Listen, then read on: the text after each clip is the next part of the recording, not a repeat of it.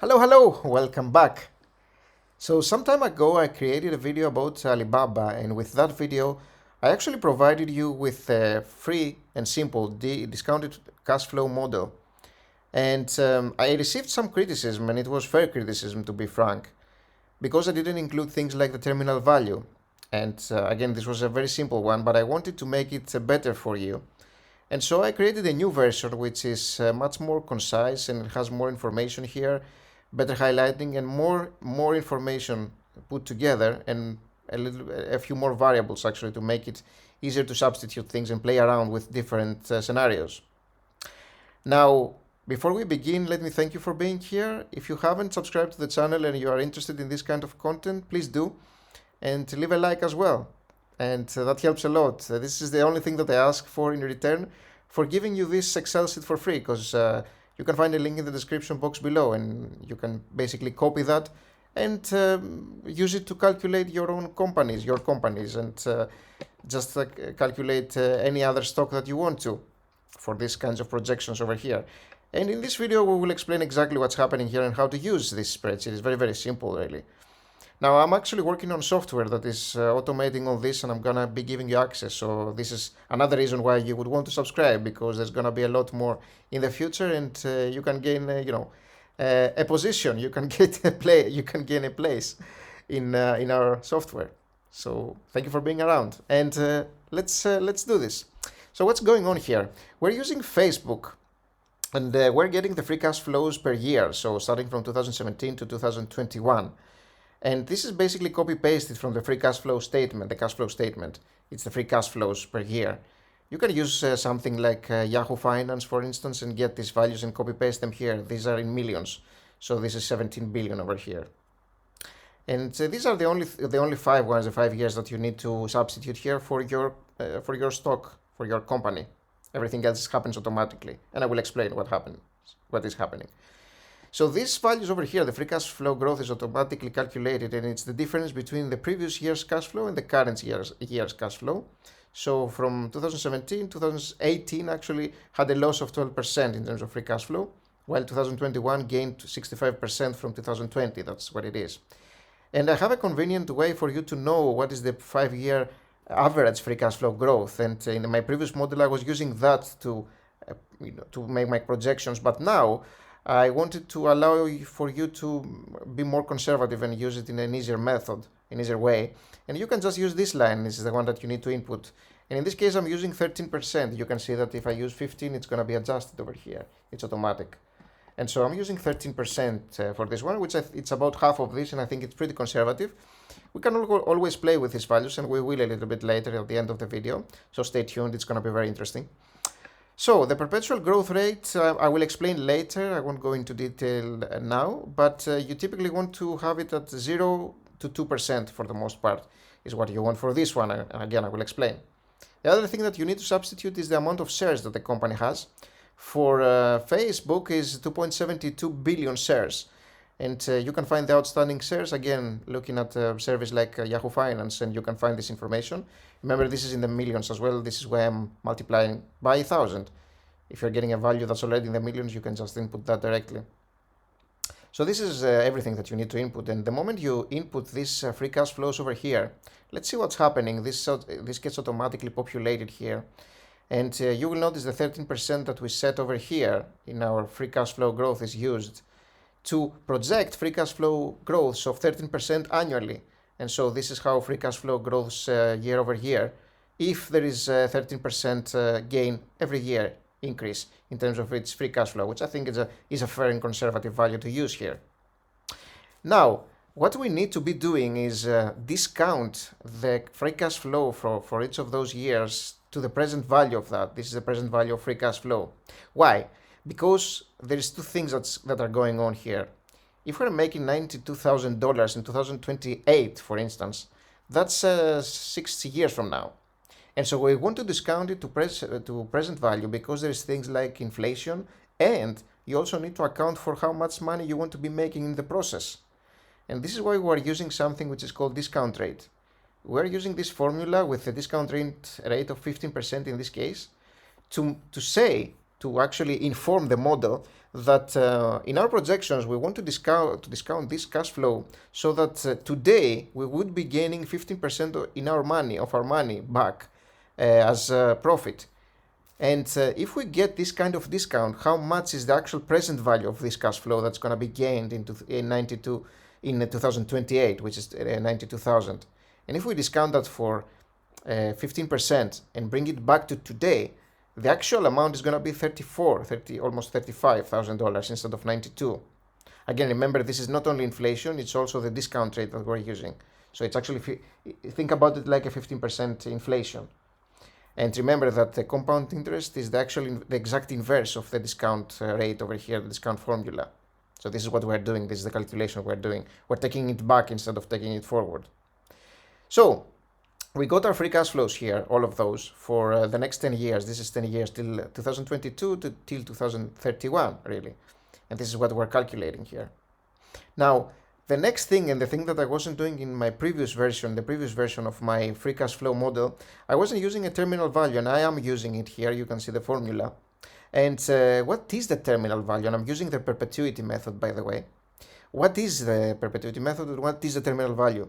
So in our projection, we are projecting the company's free cash flows for the next 10 years. The thing is, the company doesn't end its operations in 10 years. So typically, a DCF model also contains some projection for the perpetuity for all the years to come for the company, thinking that the company is not really, closing operations in 10 years, which is likely not going to happen. And this is why we are using a terminal value, and also because we don't really know what's going to be happening in year 11 or year 12, we want to be super conservative when we're entering this kind of long years, later years really. It's much easier to project income and free cash flow in year 2, for example, of our projections, but it's much different to project it in year 12. It's almost impossible to know what's going to happen. And this is why it's a good idea to maybe even project for 5 years and then use a terminal value at the end of that 5th year. But again, we're doing it for 10 years in this one, just to make it so that you can adjust if you want, and you have more information here for your model.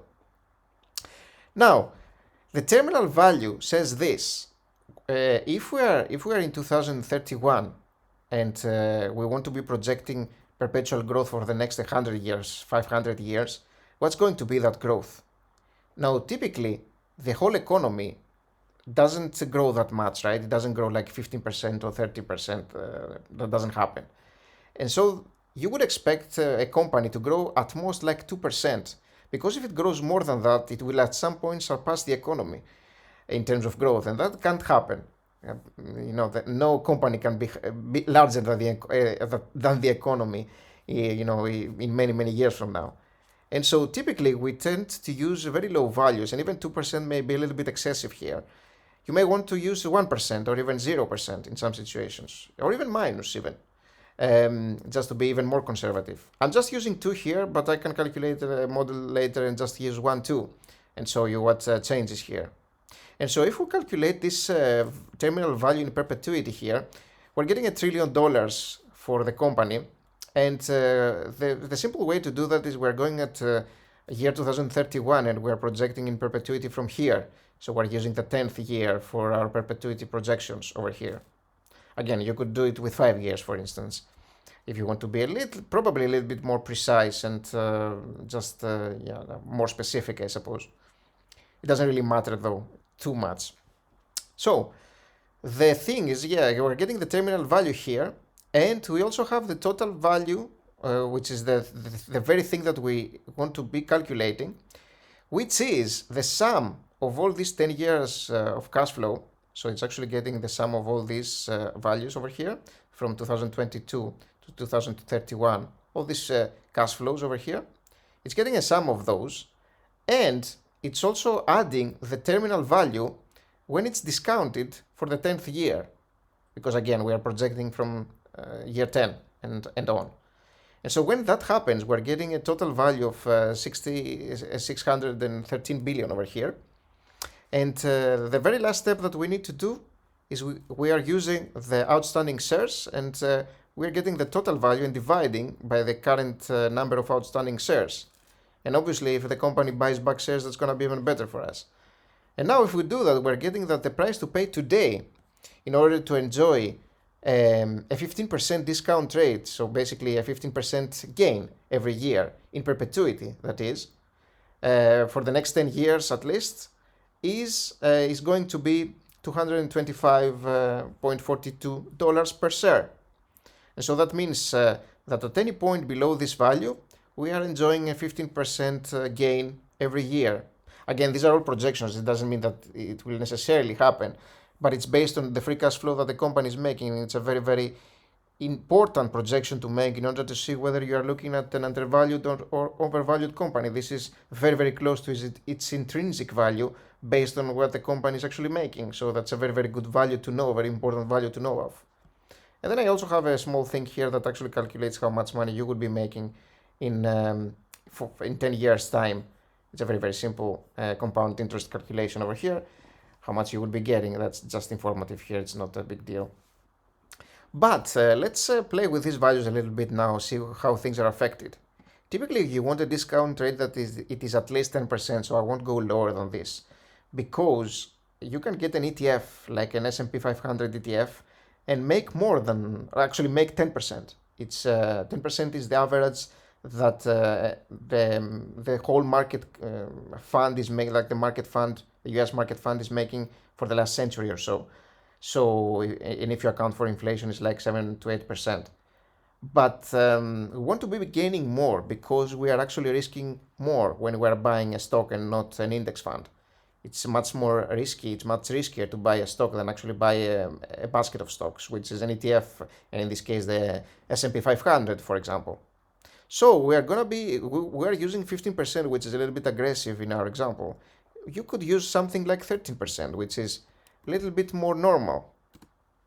And if you use 13% here for your discount rate, now you see that it's okay for you to buy the shares, buy the stock at $277 a share, which is actually less than what the current, it's actually more than what the current price of the stock is. It's actually, I think the Facebook right now is trading at about $230 or something of that sort, after the steep decline it had lately due to earnings. So we're using a discount rate of 13%. And now let's just say, for argument's sake again, and for testing different scenarios, that we're expecting Facebook to actually grow more than 13%. We're expecting to grow its cash flows at 18% a year. And in this case, we're getting a price per share to pay that is $389 a share. So we're getting a little bit less conservative here, but notice that the 5-year average free cash flow growth was 25%. And so when we're using a 13% discount rate and an 18% free cash flow growth, we're getting that we can actually pay today almost $400 and still make 15% a year, 13% a year, that is. And we can also change the perpetual growth rate a little bit, because we think that the company is not going to be enjoying that much sustainable growth for eternity, really. If we take it at 1%, you see it's not affected tremendously, but it is affected a little bit. And so even at a perpetual growth rate of 0%, we're looking at $354. So as you can see, it really, really matters how much the free cash flow of the company will be growing into the future, and that makes a lot of sense. But you can use all sorts of projections and be even more conservative, like use 10% here, and then you're arriving at a value that's $208 over here. So let me take it back to what I think is about normal over here, and a perpetual growth rate of maybe 2% over here, and I'm gonna use a discount rate of 15% because I want to make more money. And this is 15% is probably okay too, so I will leave it at 15% for now. You can copy it at that. So hopefully that makes sense for you, and you can use it for your projections. I think it's a useful tool to use. And again, I'm making software that's going to be making this so much easier, and it's going to allow for multiple scenarios in one page. It's going to be so much easier. But for now, you can definitely use this one, so feel free to copy paste it. And again, if you found this useful, please leave a like. That really, really helps. And if you have any questions to make, you can also leave a comment below, of course, or join our Discord channel. We have a link in the description box below. And if you did enjoy this video, you can also take a look at this one that I made earlier about Facebook again, in which I was examining the company and taking a look at what it's doing in terms of its financials, you can pair this information with this video that you just watched. Thank you for watching again, and hope you're gonna be having an awesome day, and see you soon. Bye bye.